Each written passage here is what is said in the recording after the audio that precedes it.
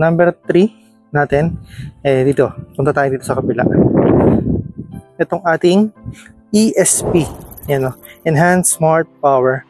Kung saan, mas pinalakas nila yung technology na ginamit dito sa Honda Click na to. Kaya mas ito yung talagang napusuan ko guys, kasi bukod sa mas malakas na yung kanyang makina, yung kanyang smart power, smart power, sinamahan na rin siya ng combi brake.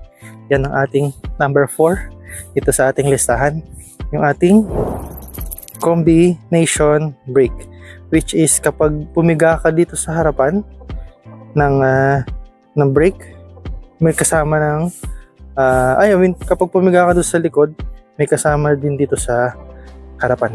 So parang ganito, pakita ko sa inyo.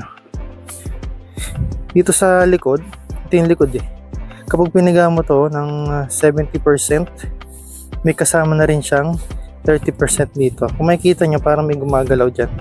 Ayan pero hindi ko yung pinipiga. Ayan yun diba? Magalaw siya. So may 30% na rin siya na kasama. Tapos doon sa kabila, ayan, ganyan ang itsura niya guys. Yan ang ating number 4 sa listahan natin. So number 1 yung looks natin, number 2 yung size, tapos yung kanyang number 3 yung kanyang enhanced smart power, at yung kanyang number 4 is yung combi brake system niya, yung kanyang 70-30 sa kanyang disc brake at drum brake dito sa likod. Kung tama ang pagkakaturo ko, yun ang kanyang drum brake, 30%, 30 at 70, 70%, sorry, medyo nalilito ako.